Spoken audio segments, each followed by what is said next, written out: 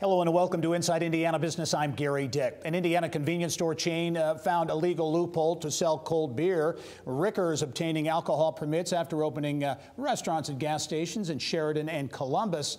Now, Rickers complied with all state laws, even required employees at those locations to get servers' licenses. The move has lawmakers lashing out against the Indiana Alcohol and Tobacco Commission, which granted the license to Rickers, and working now to close the loophole. For more on this hot-button issue, a developing story, let's turn to Rickers Oil Company founder Jay Ricker. Jay, as always, welcome to the program. Thank you. It's a pleasure to be here. You've been on the news a lot.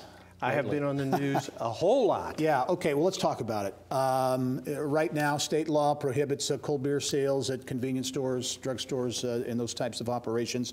You have found, I called it a loophole. Others say it's not a loophole, it's in the state law, a way for you to sell cold beer. How did you do it? So we had a legal firm that handles getting licenses for us, and they said, we think you really qualify under a restaurant license. We have developed a food program. It's actually in 30 of our stores, and we have sit-down restaurants in the stores. And so we had them go to the ATC and say, this is what a convenience store chain is going to do. Do you see any problems? They said no. We filed for a permit, went through hearings, both in Columbus and Sheridan. Nobody protested, no dissenting votes, and we got our licenses. We opened the one in Columbus the 1st of March in a brand new store, and within 2 days, we had complaints from the legislature. People say, well, how did that happen so fast? Well, the liquor lobby watches this very closely. They jealously guard that right to have the only cold beer in the state. Well, again, you could have beer served to you in these two locations or carry out. The reaction was rather swift, including from state legislators, high-profile legislators. House Speaker Brian Bosma came out talking about an interpretation different from his perspective. He really, from what I have seen, voiced his concerns with the Alcohol Commission in granting this, but others have really been critical of you and others in this process. How do you react to that? Well, you know, the law is the law. We did everything right. We actually went past what we needed to do by getting everybody licensed. We actually card in many cases 2 times. We don't want to be selling alcohol to somebody who's underage. And we've spent tens of thousands of dollars. And so they have come out with amendments that I actually testified at both the House and the Senate yesterday that would take our licenses back, which is, I'm told, is pretty much unprecedented if you followed all the rules, which we did.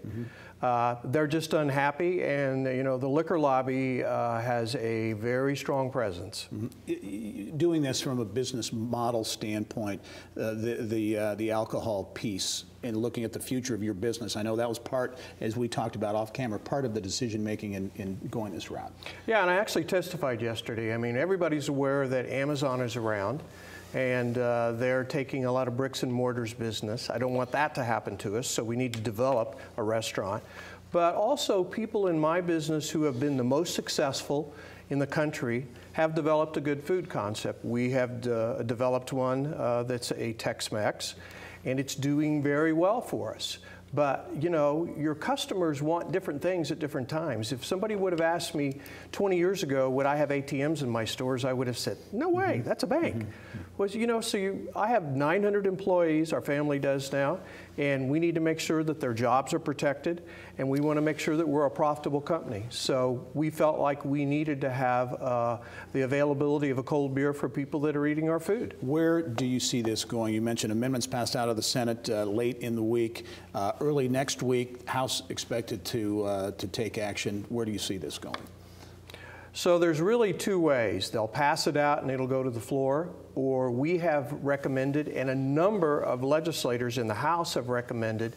There are so many issues with this particular, not the bill, although it's 12 pages and it's like a rush to judgment on this. But there are so many issues with alcohol in general that they have suggested that they have a study committee.